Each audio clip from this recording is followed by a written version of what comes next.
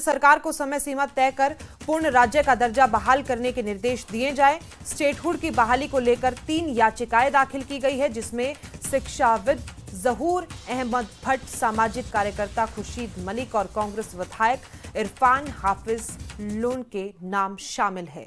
तो स्टेटहुड की लड़ाई अब कोर्ट तक आ चुकी है। सुप्रीम कोर्ट में सुनवाई जारी है। सामाजिक कार्यकर्ता खुर्शीद मलिक की याचिका ये है। आपको बता देते हैं कि कांग्रेस विधायक इरफान हाफिज भी इस याचिका में शामिल थे। कई समय से ये मांग चल रही है कि जम्मू कश्मीर को दर्जा दिया जाए स्टेटहुड का। उसके बाद से ये सुनवाई जारी है।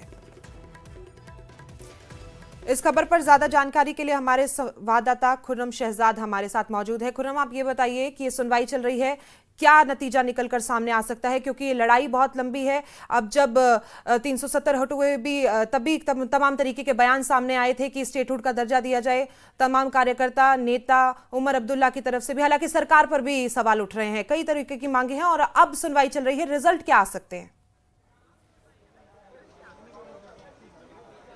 देखिए, जो सुनवाई है वो अभी सुप्रीम कोर्ट में चल रही है और जो सीनियर एडवोकेट गोपाल हैं उनकी तरफ से एक गोपाल एस हैं, उनकी तरफ से दलील दी गई है। और खासतौर से 370 मैटर में जब सुप्रीम कोर्ट का ऑर्डर आया था उसमें उसका उन्होंने खासतौर से जिक्र किया और उन्होंने कहा कि जिस तरीके से सुप्रीम कोर्ट ने इलेक्शंस के लिए डायरेक्शंस दी थी और एक टाइम बाउंड डायरेक्शन दी थी, उसके बाद उसी के साथ साथ ये भी कहा था कि स्टेटहुड का जो मसला है उसको जल्द से जल्द रिस्टोर किया जाए और सरकार की तरफ से भी इसमें वादा किया गया था।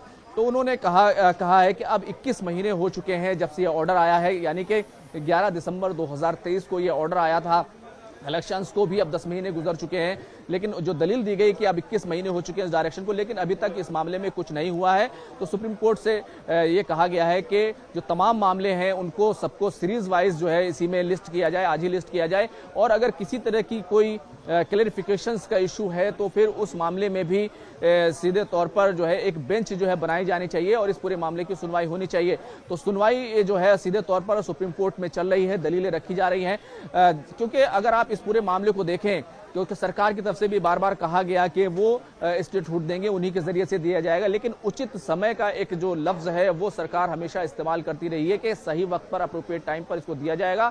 लेकिन अप्रोप्रिएट टाइम क्या होगा, और इसी मसले को लेकर ये तमाम पिटिशनर हैं 3 के 3 ये सुप्रीम कोर्ट पहुंचे हैं कि क्योंकि सुप्रीम कोर्ट ने खुद डायरेक्शन दी थी और उस डायरेक्शन का कोई इंप्लीमेंट नहीं हो रहा है, तो इसमें एक टाइम बाउंड जो है डायरेक्शन आनी चाहिए। और इसी पूरे मामले को लेकर आप जी जो है सुप्रीम कोर्ट में सुनवाई हो रही है। अगर देखें इस पूरे, जी आप कुछ पूछ रहे हैं?